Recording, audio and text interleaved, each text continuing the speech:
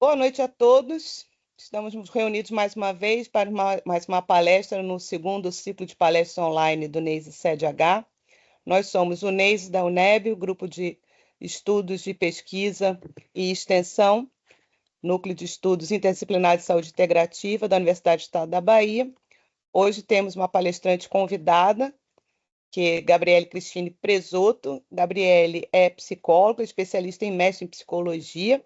Ela é vice-presidente da Associação Brasileira de Síndrome de Ehlers-Danlos e Transtornos de Espectro de Hipermobilidade, que é uma entidade nacional, em 2023 2024. Agora ela continua fazendo parte do corpo do grupo de saúde, onde a gente vem desenvolvendo trabalhos. A Abraced é a nossa parceira em todos os trabalhos do grupo NEISE-SEDH, que é de divulgação científica e popularização de ciência sobre síndrome de Ehlers-Danlos e hipermóvel. E hoje ela vai falar sobre violências no contexto da síndrome de Ehlers-Danlos, sobre gaslighting e suas consequências. Então, mais uma vez, muito obrigado pela sua disponibilidade, sua generosidade de compartilhar seus conhecimentos com a gente. Gabriele, fique à vontade para começar, tá? Boa apresentação. Boa noite a todos. Obrigada, Astria. Então, como a Astria falou, eu sou psicóloga, né? Minha trajetória profissional aí desde 2012 para cá vem sendo trilhada trabalhando em serviços e também na clínica, né? Pensando essas questões de violência. E eu trabalhei há alguns anos dentro da política pública de assistência social, especialmente no CREAS, focado em atendimentos de casos de violência. Trabalhei também no SUS, com atendimento a mulheres vítimas de violência. E o meu mestrado, né, foi pensando e estudando esse fenômeno. Logo no início do mestrado, em 2020, eu recebi o diagnóstico de SED, e isso fez com que a minha experiência também como paciente fosse sendo transformada aí ao longo dessa experiência de pesquisa. Eu também... Gente, eu vou contextualizar que estou com um pouquinho de falta de ar, então às vezes eu vou fazer algumas pausas, tá? Então, eu também, como a Astria colocou, participei da fundação da Abraced, estive aí à frente da vice-presidência na gestão de 2023 e 2024, como coordenadora do grupo de estudos de saúde da associação, em 2023, 2024 e agora em 2025, e sou administradora do Grupo Regional do Sul, né, dos pacientes com síndrome de Ehlers-Danlos e transtornos de espectro de hipermobilidade na região do Paraná, Santa Catarina e Rio Grande do Sul.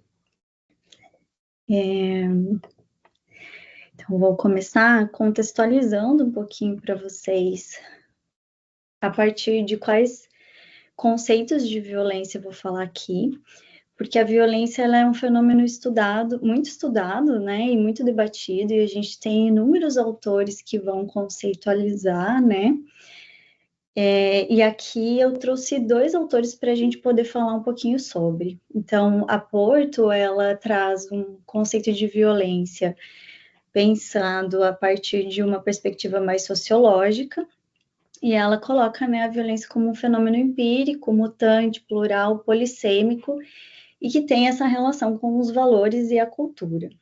Ela entende que o fenômeno corresponde a um fruto de uma produção social que está presente em todo o tecido social e aponta a expressão da força como organizadora dessas relações sociais. A partir disso, né, ela entende também que se faz inviável o entendimento desse fenômeno enquanto algo singular e atribui a necessidade quase que compulsória aí realmente de considerar. Então, não há violência, mas as violências, uma vez que é um fenômeno complexo e pode ser, aí como ela coloca, polissêmico, né? Isso coloca, então, localiza o fenômeno em um desdobramento que impossibilita a gente restringir a violência a determinada classe, segmento ou grupo social, e também faz com que a gente repense, né, a individualização desse fenômeno, a responsabilização de um indivíduo em relação ao fenômeno, mas pense sim nesse contexto de construção social em que ele está inserido. Martin Barón é um autor importante da psicologia social latino-americana e ele constrói aí todo o debate, a teoria dele a partir da leitura, né, de colonização do nosso território, e ele traz a violência como o uso da força excessiva contra algo ou alguém, seja ela física ou não. Então, não se resume à agressão, mas inclui ela. E o que coloca aqui o que diferencia essas formas de violência é a intencionalidade dessa ação. O autor, ele aponta, então, né, assim como a Porto, essa multiplicidade de formas e manifestações da violência e compreende que algumas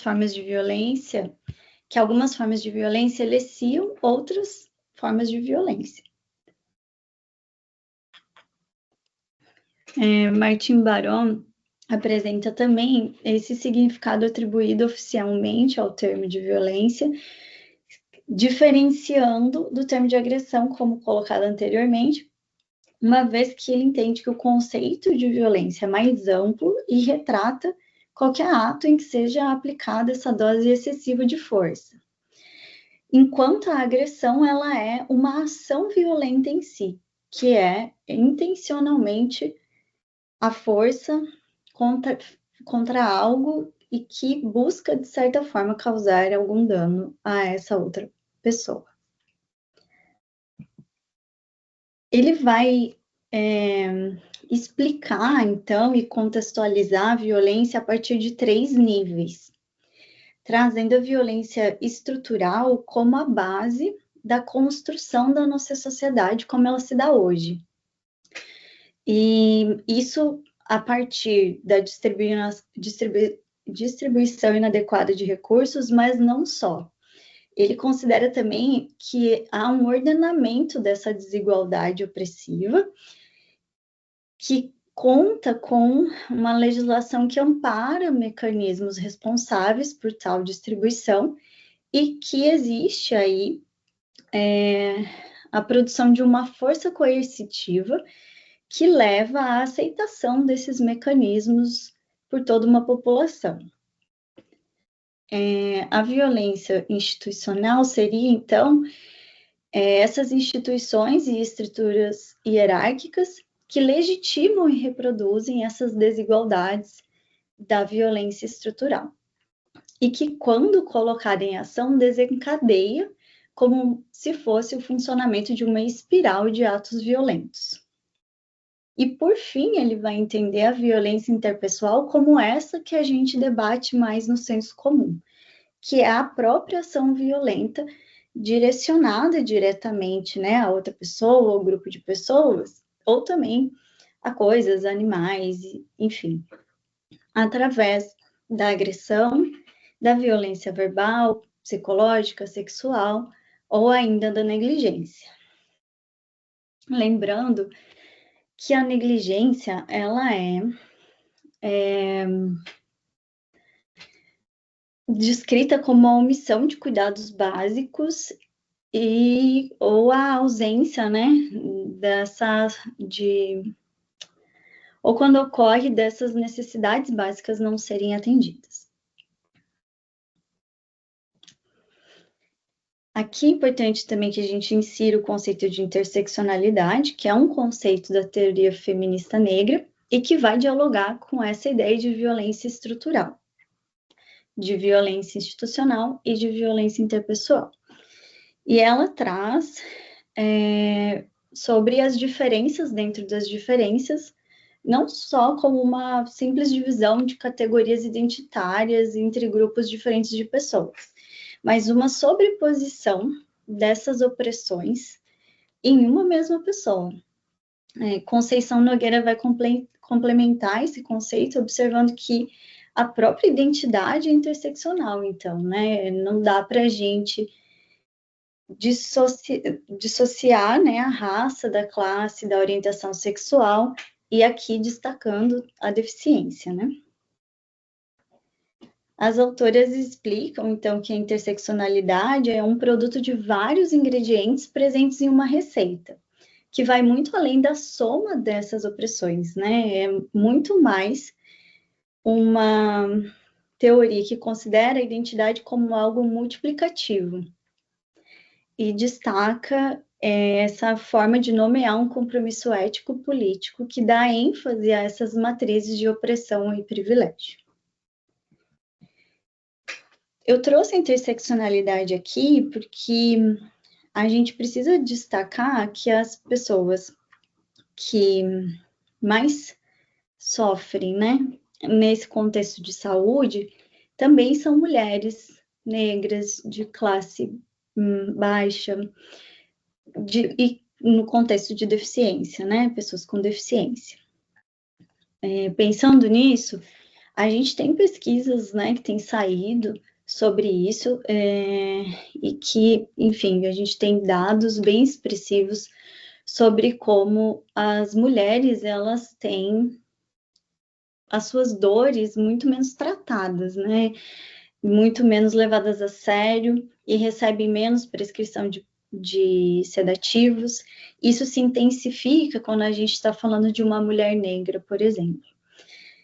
É muito mais comum a gente ver esse contexto de violência e de gaslight médico acontecendo com mulheres.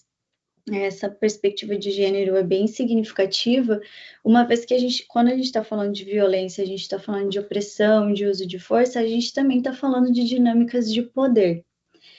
E a ciência e a saúde, durante muito tempo, foi estudada e desenvolvida pensando o ser humano a partir de um homem branco. E isso determinou muitas práticas até então. E considerando ainda o contexto de deficiência, é preciso a gente lembrar que durante muito tempo na nossa história, as pessoas com deficiência também foram excluídas, né, da sociedade, foram colocadas em manicômios, o conceito de interseccionalidade, né, ele é um conceito da teoria feminista negra que aborda as diferenças dentro das diferenças, mas não entendendo apenas como uma simples divisão de categorias identitárias entre grupos diferentes de pessoas, compreendendo sim a sobreposição dessas opressões em um mesmo corpo, em uma mesma pessoa. Conceição Nogueira, ela complementa esse conceito, observando que a própria identidade, então, é interseccional e não tem como a gente dissociar a raça, da classe, da orientação sexual e de outras características identitárias, destacando aqui, né, a deficiência. As autoras explicam ainda a interseccionalidade como um produto de vários ingredientes presentes numa receita,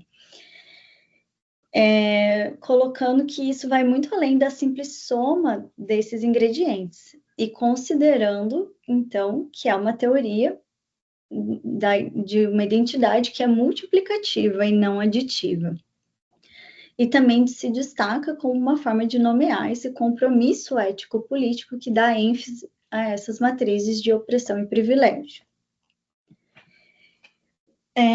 Eu trouxe aqui o conceito de interseccionalidade, destacando as questões de gênero, raça, classe e deficiência, pensando no contexto da sede e nesse contexto de saúde, uma vez que a gente sabe de toda uma construção de pesquisas e de todo um debate que já vem sendo feito a partir das violências e entendendo a violência como esse lugar de de uma relação de poder e de força, e compreendendo também historicamente a construção da nossa sociedade, a gente vai entender um pouco desses efeitos que se tem hoje nessas dinâmicas de opressão. Então, dentro desses dados, dessas pesquisas, a gente sabe que os preconceitos de gênero influenciam significativamente os processos diagnósticos, fazem com que as mulheres, né, demorem muito mais tempo para receber essa validação, e muitas vezes o reconhecimento da devida pesquisa dos seus sintomas, recebem também muito menos analgésicos para suas dores, têm as suas dores muito mais invalidadas, e isso se amplifica quando a gente está falando de uma mulher negra, que ainda tem menos probabilidade de ter a sua dor tratada em comparação, né, às mulheres brancas. A gente vai entrar aqui também nesse contexto da classe e da deficiência. Então, é importante a gente lembrar que a ciência foi construída, né, as pesquisas, o contexto de saúde, os atendimentos, historicamente foram construídos para homens brancos. Isso fez com que muitos desses processos não fossem devidamente compreendidos e devidamente cuidados quando se tratava do atendimento a mulheres. E muito ainda se tem o que caminhar. Acho que um grande exemplo aqui é o próprio tratamento da endometriose e quanto muitas mulheres passam pela invalidação, né, desses sintomas e passaram anos também sem receber esse diagnóstico. Quando a gente vai pensar na raça, é importante a gente lembrar da colonização do nosso país e lembrar dessa construção do nosso território, que em 500 anos de história a gente tem quase 400 anos de escravidão, e o Brasil foi o último país aí, né, a terminar com esse processo de escravatura, o que deixou sequelas bem significativas, tanto nas relações sociais, quanto nas questões econômicas, as questões de classe social, no acesso à educação, à cultura e à saúde. E também, quando a gente vai falar desses preconceitos que ainda existem e persistem, às vezes de maneira silenciosa e às vezes nem tanto, dentro dessas instituições e dentro desses atendimentos médicos, principalmente, que é o que a gente está abordando aqui. Quando a gente vai pensar na deficiência, vale a gente destacar também a história, né, que se tem e o lugar que as pessoas com deficiência ocuparam ao longo dessa história, considerando aqui também as pessoas com transtornos mentais. Pensando que essas pessoas, em grande parte da história, foram excluídas da convivência social e havia-se pouco esforço para a inclusão delas dentro dessa sociedade. E isso também ainda traz os seus efeitos, né? A gente ainda tem muita luta a ser feita para que a inclusão seja de fato efetiva. Pensando então no contexto da SED, deixei alguns destaques aqui, que um deles é essa falta de conhecimento sobre a SED por parte dos profissionais, né? E que aí vai incluir a questão da educação mesmo, relacionada à síndrome, as pesquisas relacionadas à síndrome, as capacitações, mas também essa questão do atendimento a doenças crônicas, do atendimento a doenças mais complexas, né? E aí a gente sabe que tem essa complexidade nos casos da SED, que não é uma coisa, não é um sintoma simples que a gente trata com um remédio. Então, toda essa complexidade também exige uma atenção, um estudo, um cuidado e uma dedicação que muitas vezes é deixado de lado, né, pelos profissionais de saúde. Além disso, a gente tem a individualidade desses sintomas, né? Então, por mais que tenham características comuns, cada pessoa vai ter a sua trajetória, vão ter sintomas mais ou menos acentuados, E isso vai fazendo com que a experiência também seja muito única, né? É um espectro. Então, vale a gente lembrar dessa individualidade dos sintomas que também, por vezes, faz com que esse contexto seja um pouco mais desafiador. E outro ponto é da deficiência oculta, porque a gente tem falado e debatido e conversado muito sobre capacitismo, sobre o desenho universal, sobre acessibilidade, mas quando a gente está falando da SED, quando a gente está falando de deficiências ocultas, ainda temos um longo caminho pela frente, uma vez que parece que aquilo que não é visto pela sociedade ainda não é validado também por ela. E aí, essa individualidade das necessidades, das adaptações, da acessibilidade, também fica dificultado por esse, vamos dizer assim, por esse contexto em que as pessoas não têm esse conhecimento, não têm essa sensibilidade, né? Não desenvolveram ainda, enquanto sociedade, esse repertório para compreender a deficiência oculta como uma deficiência tão significativa quanto a deficiência física, por exemplo. Quando a gente está falando de violências psicológicas, então, a violência psicológica se refere a qualquer forma de abuso emocional que afeta a saúde mental e emocional, incluindo humilhação, constrangimento, ridicularização, rejeição, indiferença, intimidação, ameaça, manipulação, dentre outros. E aí, quando a gente vai falar de gaslight, o gaslight é um termo que foi importado, vamos dizer assim, mas na sua tradução ele é uma tática de manipulação psicológica que leva os indivíduos a duvidarem das suas percepções, memória, sanidade. Quando a gente vai pensar no gaslight, ele tem sido muito debatido em relação aos relacionamentos abusivos. Então, acho que é um termo que está mais popularmente vinculado a esse conceito, né, a esse contexto, eu diria, e como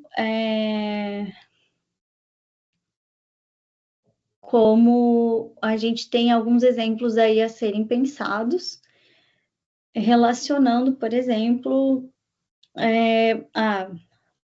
um relacionamento hétero em que a mulher descobre ou suspeita ou tem pistas de uma traição, vamos por esse exemplo bem clássico, e aí o homem, ao invés de assumir, admitir e se responsabilizar pelo ato, ele acaba manipulando e você está inventando história, você está vendo coisa onde não tem, eu não fiz nada disso, né? E aí joga essa responsabilidade para a mulher.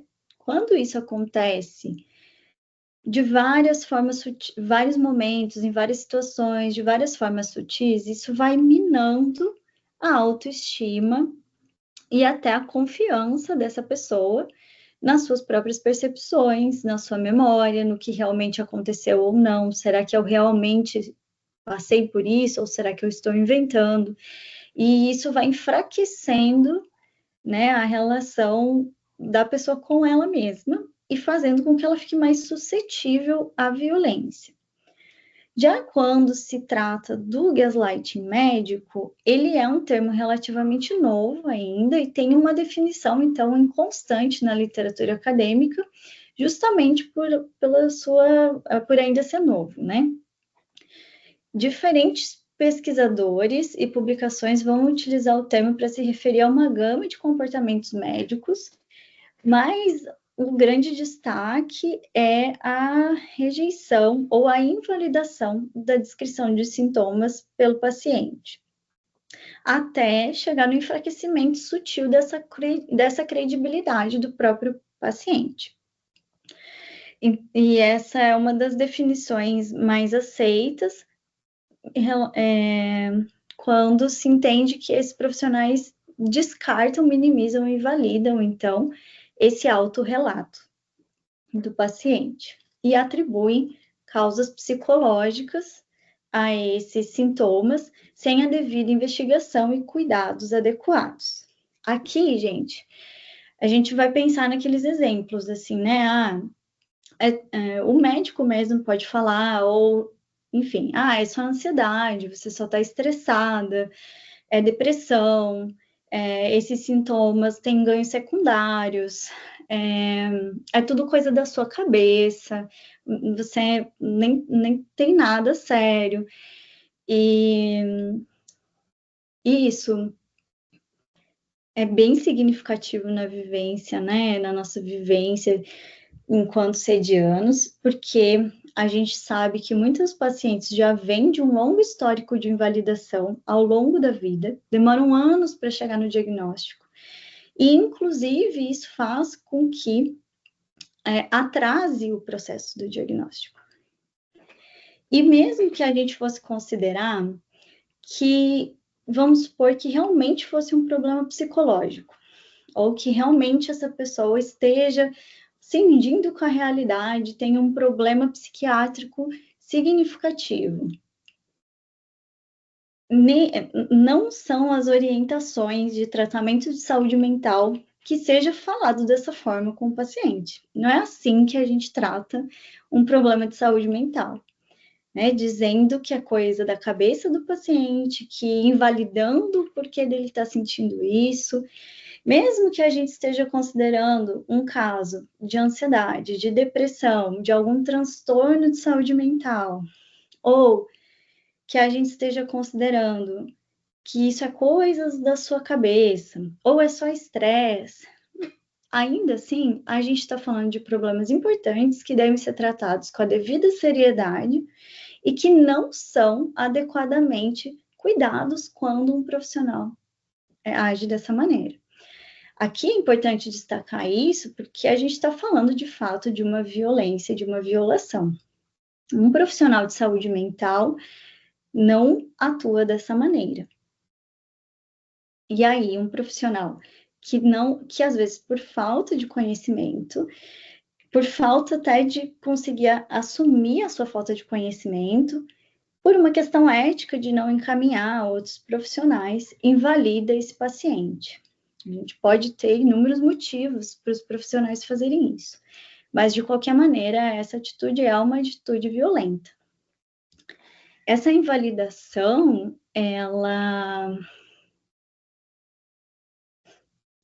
causa alguns efeitos, né? E dentro desses efeitos psicológicos da violência, a gente pode considerar pensamentos ou sentimentos. O que são os efeitos psicológicos? Então, né, seriam esses pensamentos e os sentimentos que se apresentam junto com o abuso e que podem incluir a falta de consciência sobre o abuso.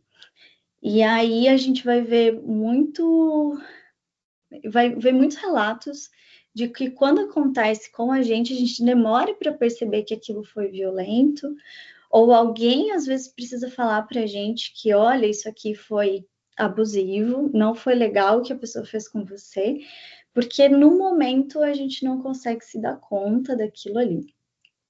A culpa também é um sinal de alerta bem importante, então se a relação com aquela pessoa, seja na sua vida pessoal, seja na relação médico-paciente, né, fez com que você saísse dali sentindo uma certa culpa por ter ocupado o horário do médico, culpa por ter falado demais, culpa por isso, culpa por aquilo, liga um sinal de alerta. Por que essa culpa está presente? O que ela está querendo te falar? Porque às vezes ela pode ser um sinalizador de que esse abuso aconteceu. A esperança de que pode haver algum tipo de mudança também é um efeito. Então, vou voltar mais uma vez na consulta, mas meu médico de muitos anos, né, não... Vamos tentar, eu continuo tentando ver se ele vai mudar. A vergonha também, então, vergonha por ter passado por isso, vergonha por ter confiado e ido na consulta. A dúvida sobre si e sobre a própria experiência. Então, começa-se a questionar, realmente, será que eu só não estou estressada? Será que eu só não estou cansada? A baixa autoestima, porque isso faz, né, com que a gente vá cada vez mais duvidando da gente, cada vez mais confiando menos no nosso próprio autorrelato, e aí vai fazendo com que a gente vá se afastando dessa relação de cuidado com a gente. né? E isso vai fazendo, consequentemente, que a gente tenha uma baixa autoestima. A hipervigilância pode ser também, né? Então, a gente parte para aquela generalização do comportamento. Então, eu não confio mais em ninguém. Esse médico foi ruim, não confio nesse médico. Mas eu também não confio numa equipe de saúde. Mas eu também não... E aí, é um relato muito comum também. Eu não consigo mais nem ir ao hospital. Porque eu tenho medo de chegar lá e ser invalidada, e passar por mais um abuso, e passar por mais uma situação que, além de não ter o meu problema tratado, eu ainda vou ter mais uma consequência disso para lidar. Isso faz, então, com que, querendo ou não, as pessoas procurem menos os serviços de saúde, faz com que tenha menos adesão aos tratamentos de saúde e faz com que, algumas vezes, isso seja, inclusive, fatal. As consequências dessas experiências de violência podem ser complexas e diversas, então, indo desde esses riscos físicos de não ter os seus sintomas tratados, até os psicológicos, e isso vai incluir as lesões, as dores, os quadros de ansiedade e depressão, transtornos alimentares, o próprio transtorno de estresse pós-traumático, que é um transtorno clássico, quando a gente pensa em situações de violência, além de tabagismo, consumo de drogas e álcool, entre outros, inclusive podendo resultar em suicídio. Essa invalidação constante, desde muito cedo, na vida de muitos sedianos, ela pode gerar esses efeitos comuns a efeitos de ambiente invalidantes já estudados em outros contextos. Ao não validar a expressão emocional, isso pode ensinar o indivíduo pode deixar de ensinar o indivíduo um repertório importante quanto à descrição e nomeação das próprias experiências privadas. Isso inclui emoções, pensamentos e sintomas.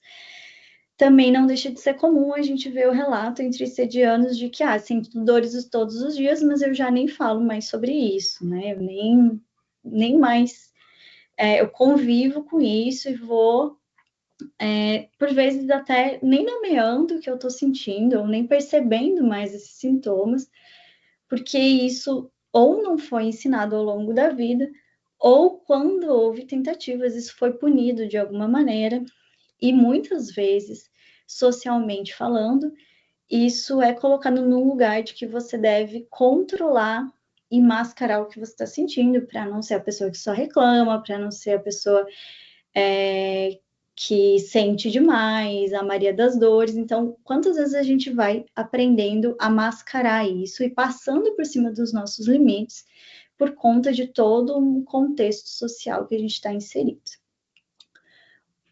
Isso também vai fazer com que, muitas vezes, a gente não desenvolva um repertório de regulação emocional. A gente aprende a sufocar isso, né? A controlar, a mascarar, mas pouco nos foi ensinado, falando inclusive das nossas gerações. Acho que isso muito tem mudado também com a educação positiva aí, em relação à regulação emocional. Então, quantas experiências de invalidação foram vividas ao longo da vida que podem ter gerado sentimentos de abandono, raiva, medo, frustração, e quando essas emoções foram expressas, isso foi falado para, você tem que controlar, você tem que lide com isso, ou mesmo aquele silêncio que ninguém fala, ninguém dá espaço para ser acolhido, e o sintoma continua existindo, e as relações sociais acabam trazendo uma punição para essa expressão, né? Então, isso vai muitas vezes se prolongando ao longo desses anos sem diagnóstico, e vai fazendo com que tenha um efeito na relação que a gente estabelece com a gente mesmo, nas formas que a gente fala com a gente mesmo. Isso não ensina a gente a regular essa raiva ou a regular esse medo. Isso ensina a gente que a gente não deveria sentir, ou que a gente deveria esconder, ou às vezes até como a gente só consegue ter as nossas necessidades atendidas quando a gente chega a um limite, quando a gente explode, quando a gente desmaia, quando a gente chega à exaustão mesmo, seja ela emocional ou física, que também não é algo que vai nos ajudar a construir uma outra realidade, vamos pensar assim, né?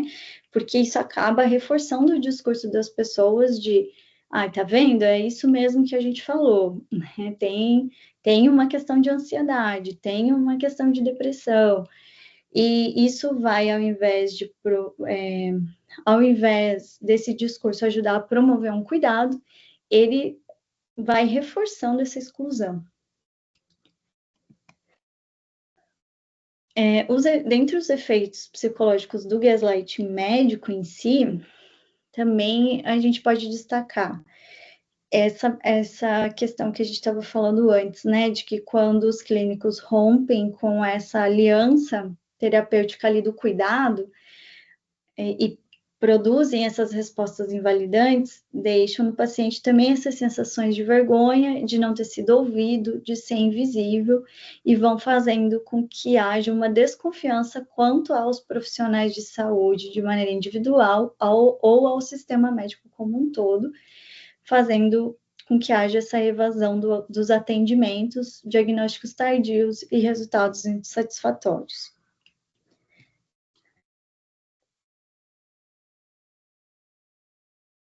Aqui eu trouxe um dado da revisão sistemática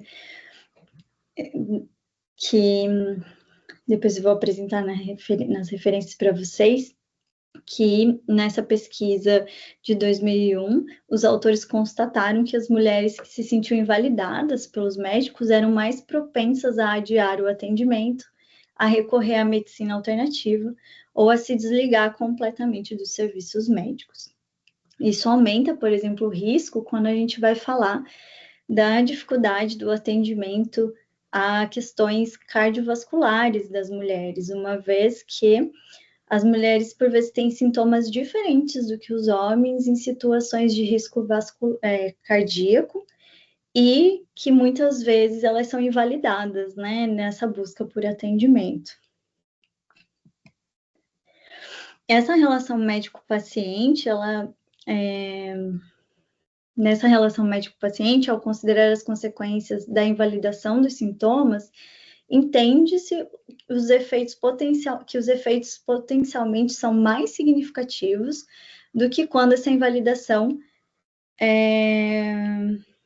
vem de outras pessoas significativas na vida do paciente, porque, afinal de contas, existe essa simetria de poder entre o paciente e o médico ocupa esse lugar de autoridade confiável no assunto. Então, uma coisa é a minha mãe invalidar o meu sintoma, que já é grave o suficiente. Outra coisa é eu procurar ajuda médica e o médico também invalidar esse sintoma e me dizer que realmente eu não tenho nada. Existe uma relação de uma dinâmica ali de autoridade, de credibilidade institucional sancionada e que fica mais difícil, né, lidar com esses efeitos quando ele vem do médico. A natureza, então, do próprio relacionamento entre médico e paciente torna as consequências da invalidação dos sintomas psicologicamente tão potentes, né? E aí cabe destacar aqui para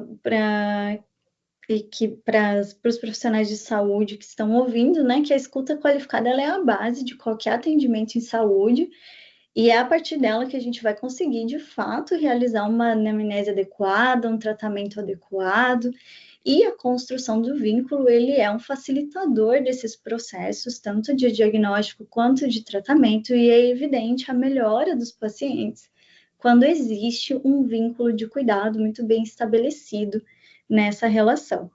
Então, para que a gente possa, né, enquanto profissional de saúde, realizar o nosso trabalho de uma maneira ética e segura, a gente precisa, antes de tudo, conseguir ouvir esse paciente. E para ouvir ele, a gente precisa, de fato, validar o que está sendo trazido.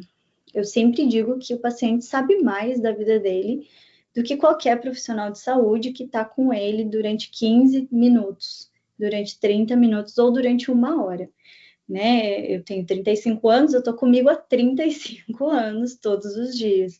Não é um profissional que acabou de me conhecer, que vai saber mais sobre a minha vida e sobre a minha vivência, minhas experiências, meus sintomas, do que eu. É claro que esse profissional, ele tem mais conhecimento técnico, e é por isso que a nossa responsabilidade como profissional de saúde é estar ali para ouvir, decodificar tudo aquilo que a gente ouviu dentro do nosso contexto de atendimento e poder, inclusive, levar para o paciente uma resposta, uma devolutiva que possa contribuir de alguma maneira para que ele consiga entender melhor a realidade que ele está vivendo. Caso eu não tenha competência para isso, é ético que eu encaminhe esse paciente para outro profissional, ou eu minimamente comunique ele que eu não entendo sobre aquela demanda, e eu não sou também, né, como profissional de saúde, a gente é um ser humano, e a gente também não é super-herói, né? A gente não consegue saber de tudo, conhecer tudo, ou a gente se disponibiliza a aprender, ou a gente faz os encaminhamentos adequados. E aqui eu trouxe os quatro princípios chaves, então, da comunicação centrada no paciente, que é apresentado nesse artigo que tem a referência abaixo, e seriam eles, né? Sintonizar e incorporar a perspectiva do paciente, ouvindo atentamente e incorporar ouvir ativamente e incorporar as crenças, desejos e necessidades individuais do paciente em seu cuidado, compreender o contexto biopsicossocial do paciente, ou seja, considerar os fatores da vida psicológica e social que podem influenciar na sua saúde e bem-estar, estabelecer um acordo e um ponto comum com o paciente, colaborar com o paciente para chegar a um entendimento compartilhado de diagnóstico, de plano de tratamento, e, por último, encorajar a participação ativa do paciente, empoderando eles e as suas famílias a participarem ativamente das decisões de cuidado na medida que desejarem. Dentre as estratégias possíveis que trouxe aqui, tem algumas que a gente tem que pensar coletivamente, que a educação médica cada vez mais para essa escuta qualificada e ativa, lembrando, né, desse lugar de fala do paciente sobre a vida dele, a educação da comunidade médica para a sede, mas também para os demais diagnósticos complexos e demais doenças que exigem uma atenção maior, né? Então, um tempo maior de escuta e uma atenção maior, por vezes, de estudos de caso, de busca de material.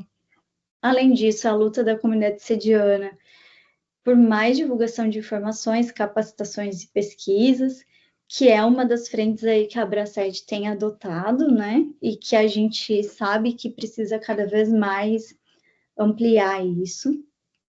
A participação do paciente em grupos de apoio é algo significativo também, porque acaba que os grupos são espaços de validação e de acolhimento, onde essa escuta ela se dá de maneira mais cuidadosa, até porque muitas vezes quem está ali tem vivências muito parecidas e também entende o que é passar por esse processo de invalidação.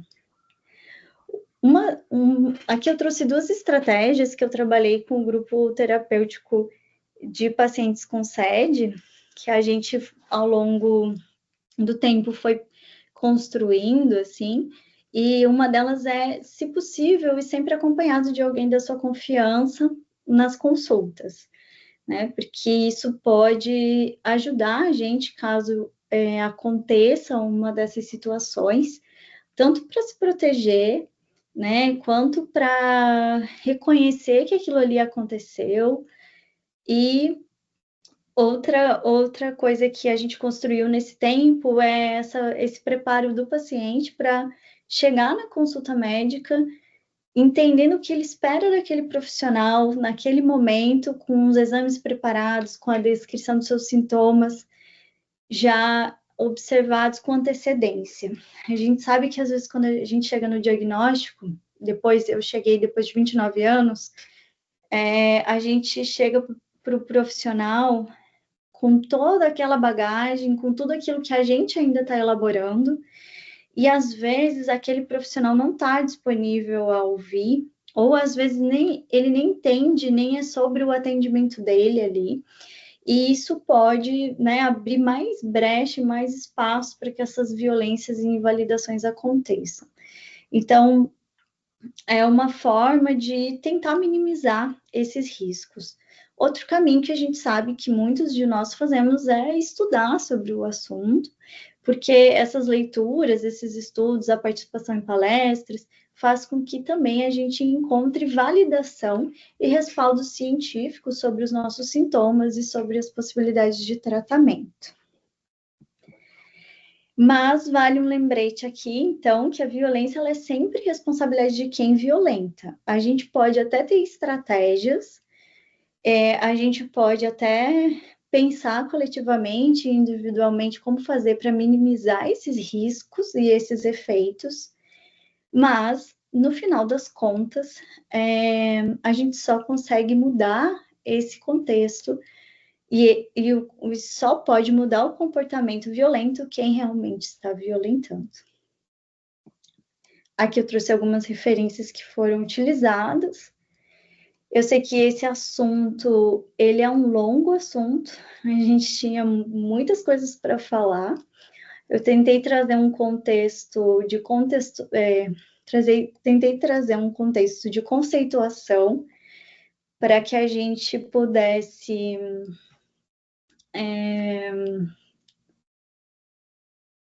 também encontrar validação nisso que é das nossas experiências emocionais e desses efeitos emocionais que esse processo de invalidação constante traz para a nossa vida, e que a gente possa se aprofundar cada vez mais nesse assunto, levar cada vez mais isso para os profissionais de saúde. E é isso, muito obrigada, fico à disposição. Então, primeiro, eu gostaria de parabenizar você e mais uma vez agradecer, porque você disponibilizar seu tempo para nos privilegiar com esse trabalho maravilhoso, importantíssimo. Eu fiquei aqui tirando foto de slide, mandando para todos os grupos de saúde da universidade, dos pacientes aqui da Bahia, né, para a Abraced, o João está lá compartilhando também, já pegou uns artigos, já postou para a gente, já encaminhei, mandei para os alunos, e vou divulgar, assim, incessantemente essa sua palestra para que eles possam assistir o vídeo gravado na semana que vem, quando ele vai estar editado e colocado lá, né? Porque isso é um tema transversal para toda a área de saúde. E eu estava aqui ouvindo e pensando nos dois locais que eu me encontro, né? Como professora, como profissional de saúde e como pessoa sediana que passa por esses problemas, bem como você falou, você tem 35, eu tenho 53, então minha estrada é mais longa, e isso é uma realidade, né? Quando veio esse termo gaslight, eu já tinha ouvido a falar sobre esse assunto, eu já sabia do que se tratava, mais ou menos, né? Mas achei que fosse um termo, obviamente, importado do inglês, mas fosse alguma coisa de nebulosidade e tal, e por isso ele tivesse dado esse termo, e de fato o é, mas a origem dele vem de um filme da década de 40, não é? Se eu não me engano, que é uma situação semelhante a essa que você falou. É um casal onde o homem faz um monte de atrocidades com a mulher e ele fica colocando como se fosse tudo coisa da cabeça dela, né? E aí ele faz tal manipulação psicológica que a mulher começa a enlouquecer. Não assistiu o vídeo, não quis nem assistir, porque acho que vai me dar gatilho, né? Mas começou daí, né? A questão da violência psicológica associada a esse termo. Então, os psicólogos começaram a usar isso, e isso, obviamente, como é transversal, isso foi incorporado. E, infelizmente, né? A gente vai falando, você focou no gaslight médico, mas isso é uma coisa meio generalizada, como você falou, né? Então, todo mundo, qualquer pessoa que saia da normalidade, por qualquer razão que seja, né? Porque tem alguma deficiência visível ou invisível, porque é mais gorda, porque é magra demais, porque tem uma pele mais escura ou mais clara, porque nasceu com um gênero e descobriu que era de outro. São tantos os motivos, né? Porque é mulher, enfim, porque mulher e negra, aí tem assim, mulher negra deficiente, uma deficiência invisível.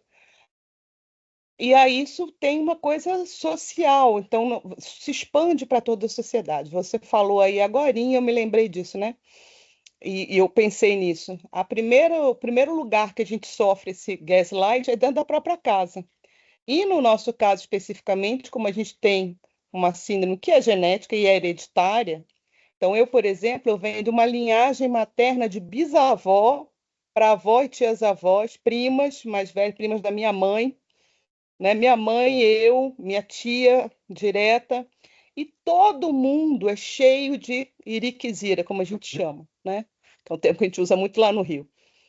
Todo mundo é alérgico, são alergias alimentares, são alergias de rinite, sinusite, não sei o quê. Todo mundo tem dor nas articulações, uma é no ombro, outra no quadril, é a coluna, todo mundo tem a coluna torta, todo mundo operou não sei quantas vezes, todo mundo tem dismenorreia, todo mundo ou tem diarreia, ou tem constipação, todo mundo. Então, isso é a nossa normalidade.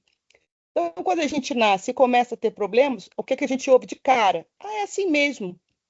Por quê? Para todas as pessoas que vieram antes da gente, a vida seguiu, elas foram se adaptando, né? Se observa bem isso no meu caso, né? Que é um quantitativo grande. As mulheres da família são as mais afetadas, ainda que eu consiga identificar, e ninguém teve diagnóstico, ok? Meu primeiro diagnóstico é meu. A gente faz o levantamento sabendo do histórico médico da família. Os homens têm, assim, poucos. Não é porque tenha poucos homens na família, mas os homens são menos afetados, apesar de também mostrarem alguns sintomas que talvez estejam relacionados. E todo mundo passou o que eu passei. A gente teve uma diferenciação, né, com relação à área de saúde como um todo. A gente tinha os alquimistas que deram origem aos químicos, os farmacêuticos, e um profissional de saúde que era um curandeiro, depois se especializou, né, num cara que era um médico, começou a se oficializar a profissão da medicina, e da medicina derivaram as outras especialidades de saúde, a nutrição, a fisioterapia, a educação física, etc, etc. Sendo que várias dessas especialidades são relativamente novas na história da humanidade. E dentro da medicina, que existia o médico, começou a ver que se precisava ter especialidades dentro da medicina. E aí começou um só de estômago, um só de coração, um só de coluna, etc. E hoje a gente tem a ultra especialização. E aí você falando aí voltando ao gaslight médico, eu tenho 53 anos, eu já fui a mais de 70 ortopedistas. E esse número não é exagerado, porque eu sou exagerada e eu tenho o hábito de falar, mas foi 1000 vezes. Não são 1000 vezes, são 5 vezes. Mas 70 é um número bem próximo da realidade, porque eu comecei aos 16 anos a ortopedista por conta de dor nas costas. Eu estou aqui nesse sofá porque eu estou de novo em crise de ciatalgia grave, fazendo 1000, com todos os problemas. Falei que o cara que foi fazer o laudo da minha lombar abriu o manual de ortopedia e foi pegando todos os defeitos de coluna e foi colocando lá, porque eu tinha vários e agora agregaram vários outros. Enfim, por desconhecimento de causa, por uma fisioterapeuta cheia de boa vontade, que foi fazer o bendito da liberação miofacial, me torturou por 1 hora, mas ela é fisioterapeuta e eu sou farmacêutica, pesquisadora na área de bioquímica, confio. Saí de lá com dor e estou há 1 mês e meio quase sofrendo por conta de uma ignorância dela. Uma boa vontade, uma boa escuta, mas uma ignorância grande. E essa questão do gaslighting é uma coisa que vem se falando há muito tempo. Quando você vai procurar, e você passou por isso, você vai procurar literatura sobre esse assunto, você encontra trabalhos, pelo menos desde a década de 80, falando sobre isso na área de psicologia, e agora você acabou de dar uma referência fresquíssima aí de 2025. Eu fiz faculdade de 94 a 96, já se falava em humanização, etc, etc. Isso foi aumentando quando eu comecei a lecionar aqui na Bahia, há 21 anos atrás. Era uma constante em todos os cursos, eu atuei quase todos os cursos, só não atuei no curso de odontologia. Todas as outras especialidades da área de saúde, eu dei aula em todos esses cursos. Em todos esses cursos era uma constante. A humanização, principalmente no SUS, né? Mas a humanização e tal, tal. E quando a gente é paciente e a gente vai buscar o profissional de saúde, tudo que você falou, isso é uma coisa recorrente. Então, o que está acontecendo? Com o médico de coluna e a outra especialidade, dentre os 70, no final ia me encaminhando para não, mas vai do geral, vai para o ortopedista de coluna. Eu cheguei a um centro integrado de coluna vertebral, fica ali no Hospital da Bahia, vou logo avisando. Lá, os especialistas são divididos por pedaço de coluna. Então, tem um especialista de cervical, tem um especialista de torácica, tem um especialista de lombar, especialista de quadril, e aí vai, especialista de, de fêmur e de sei o quê, de não sei o quê, de dedão do pé. E esse que era o especialista exatamente de lombar, que é o problema que eu estou sofrendo agora, pegou uma coluna, botou na minha frente, depois que ele olhou o meu exame, foi virando assim para lá e para cá as vértebras, que é o caso nosso, né? A gente é cheio de desvios, porque a gente é frouxo, para lá e para cá, e disse: Ó, sua coluna é assim. Aí ficou igual um DNA, torto para o lado. Eu falei: sim. Ah, suas cadeias musculares são assim, aqui puxa de cá, tarará, dá um processo inflamatório. Eu falei: sim. Ele, então, mas não tem nada cirúrgico que eu possa fazer. Aí eu falei: sim, e aí? E aí é isso. Desse jeito que eu tô falando. E aí é isso. Eu falei: é isso o quê? Então, não tem o que fazer. Eu falei: mas eu tô com dor. Eu tô com muita dor, eu já perdi não sei quantos dias de trabalho, afastada, etc, etc.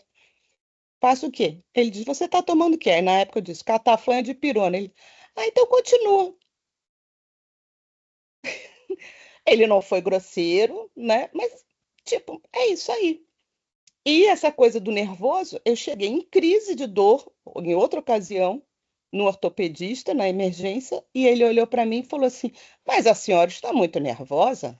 A senhora não sabe que a dor piora com o nervoso? A senhora tem que se acalmar. E na minha cabeça eu xinguei ele tudo quanto era nome, mas eu não tinha nem forças para falar, porque eu estava chorando assim, as lágrimas já escorriam sem eu fazer força.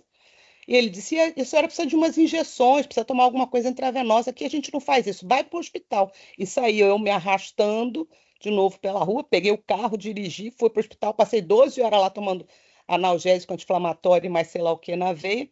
Depois alguém foi me buscar. Então, isso, assim, são duas histórias. Eu podia fazer uma palestra de 10 horas só contando os casos onde eu passei por isso. Hoje, qual é a minha arma? Minha arma é conhecimento. Então, quando eu chego, eu digo: eu tenho síndrome de Ehlers-Danlos. 90% das vezes, às vezes 95%, as pessoas fazem: oi? E aí eu digo: quer que eu escreva? Às vezes eu escrevo no papel. Invariavelmente as pessoas viram para o computador e começam a digitar, obviamente digita errado, aí começa a querer ler. Aí hoje que a gente tem esse projeto de divulgação, eu já passo o link do YouTube, já passo a nossa página. Eu digo: ó, veja, aí eu paro, então assim, a consulta é de meia hora a uma hora eu explicando o que é síndrome de Ehlers-Danlos e explicando como é que aquilo me afeta. Aí os caras ficam interessados, outros não, a maioria fica. Mas assim, o cara não vai aprender aquilo ali em cima da hora. Então, mas já vai ter uma atenção, um certo cuidado, dependendo do profissional. Então, por isso que a gente tem que trazer isso sempre.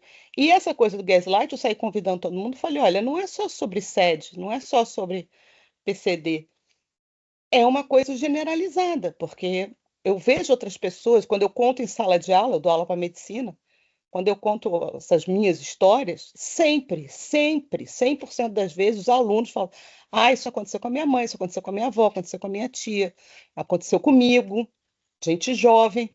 E aí cada um tem uma história mais escabrosa para contar. Então, assim, tá ruim, tá muito ruim.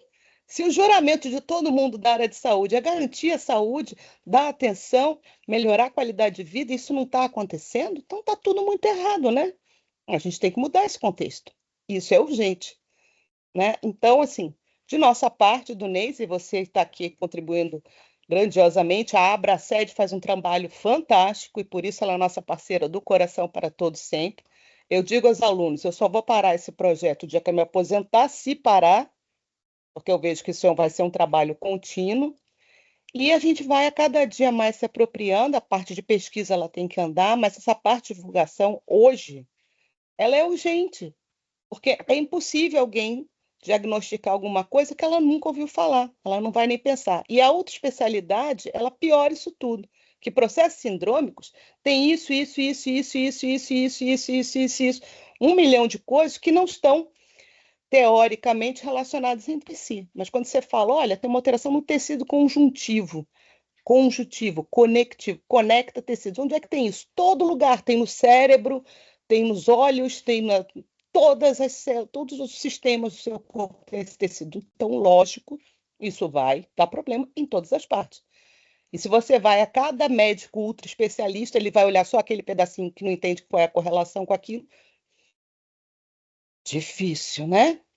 Muito difícil. Então, mais uma vez, obrigada. Vou, assim que tiver o vídeo pronto, vou sair divulgando mais ainda. Não que eu não divulgue tudo, né? Mas a gente tem aí, para quem não sabe, para quem está chegando hoje, a gente tem a nossa página do neise.neb.br, a página é do grupo de pesquisa, que tem outros projetos de pesquisa além do Síndrome de Ehlers-Danlos. Como a gente tem esse projeto de divulgação e a gente tem muito material produzido, então hoje ele tem uma página mais robusta nesse sentido, mas a gente está alimentando aos poucos. Esse grupo está fazendo agora, em agosto, 1 ano da primeira publicação no Instagram e do início das palestras, né? A gente já teve o primeiro ciclo de palestras semestre passado, só com os pesquisadores do grupo, e esse ano, a cada 15 dias, a gente está tendo palestra de um pesquisador do grupo e de um convidado, como o caso de Gabriele, que nos deu o prazer de estar aqui. Então, eu vou agradecer mais uma vez. Se você quiser comentar mais alguma coisa, você pode falar. Depois a gente dá uma pausinha, 5 minutos, para beber uma água e tal, ir no banheiro.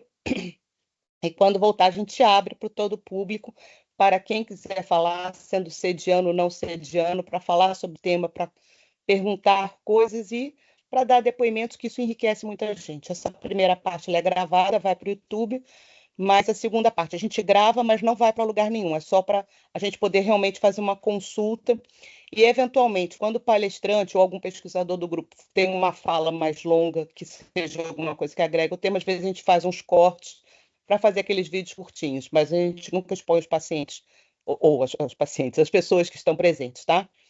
Gabriele, você gostaria de falar mais alguma coisinha agora? Sim, eu queria agradecer muito o espaço, né? Complementar com algumas coisas assim que acho que é só para fazer um fechamento, que é o tema é extenso, a gente tem muita coisa para falar, né? É claro que aqui é um recorte, fica Vamos faltando te chamar aqui às vezes por muito, causa disso, né? mas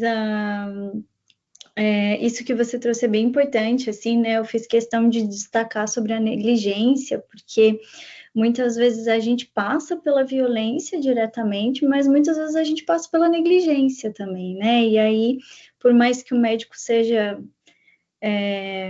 atencioso, escute, como você relatou, às vezes ele não faz esse movimento mínimo de cuidado que seja paliativo com essa dor, que seja paliativo com esse sintoma, né?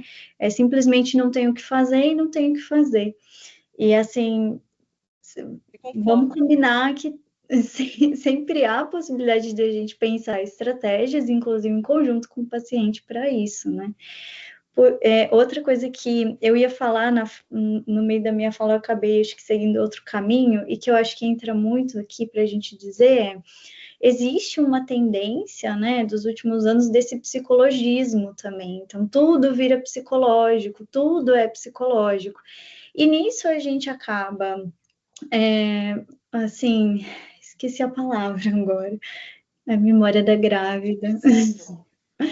Mas Relativizando, minimizando. isso, a gente banaliza os aspectos Isso, banaliza. psicológicos e não leva em consideração aquilo tudo que a gente precisa de fato levar, né? Então, essa tendência de psicologizar, de dizer que tudo é ansiedade, tudo é depressão, tudo é isso, daquilo, é estresse.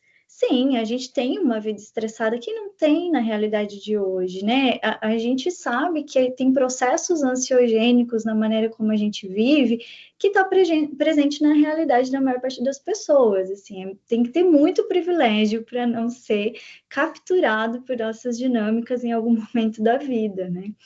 E óbvio que também, quando você tem uma doença, esse processo da dor, esse processo do afastamento do trabalho, esses processos de invalidação, eles vão sim gerar mais questões emocionais, né? Então, não necessariamente as questões emocionais são a causa, às vezes elas são inclusive consequência. Um grande exemplo é que a dor crônica, ela está muito associada a transtornos depressivos, né? E aí, a própria dor, lembrando que as emoções também são fisiológicas, né? Elas são processos fisiológicos do corpo, e que a dor crônica vai estar associada aí diretamente a essa vivência emocional, neurológica, enfim, que vai ser afetada. Mas isso não significa que ela é a questão psicológica é a causa primária, mas ela também deve ser levada em consideração e ter toda essa atenção e cuidado, né? Isso é importante da gente falar, porque senão a gente banaliza de novo, né? E vira sempre o estresse. E aí, por fim, acho que é isso, né? Acho que você colocou muito bem de toda a população LGBT que ia e mais, né? Que entra nesse contexto de gênero, que eu citei um exemplo de uma relação heterossexual lá atrás, mas que aqui vale a gente destacar que também tem outros níveis de opressão, né? Pensando na comunidade LGBT, e também que essa lógica de opressão, como você falou, né? Não tem uma pessoa que não tenha passado por um gaslight na vida, porque a forma como a nossa sociedade, foi esse destaque inicial que eu quis dar, a forma como a nossa sociedade foi construída, ela é construída a partir de relações violentas. A gente aprendeu a se relacionar a partir da violência, né? E essa violência, ela está implícita na dinâmica de todos os nossos relacionamentos em várias áreas da vida, e a nossa tarefa é cada vez aprender mais sobre e diminuindo a quantidade de violência que está presente nas nossas vidas, né? E que a gente replica, ou que muitas vezes a gente nem consegue identificar ainda e nomear ainda. Nomear as violências já é um grande caminho. E aí, lembrar que todo esse processo de colonização que a gente viveu, de toda a história aí da América Latina, do nosso país, vem por uma grande violência, e tudo isso constitui a gente como sujeitos e constitui a gente enquanto relações sociais. Então, a nossa tarefa é sempre caminhar para diminuir isso, para mudar essa realidade, né? E aí a gente vai ter grandes debates sobre o processo de decolonialidade, de descolonização, né? Que vai falar, inclusive, dessas maneiras da gente lidar com a gente, dessas formas de construir subjetividades.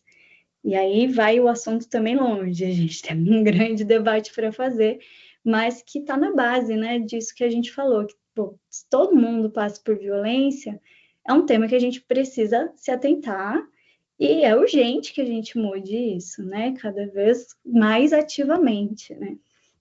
Exatamente. É isso, eu acho que eu só queria complementar. Obrigada mais uma vez. Eu que lhe agradeço.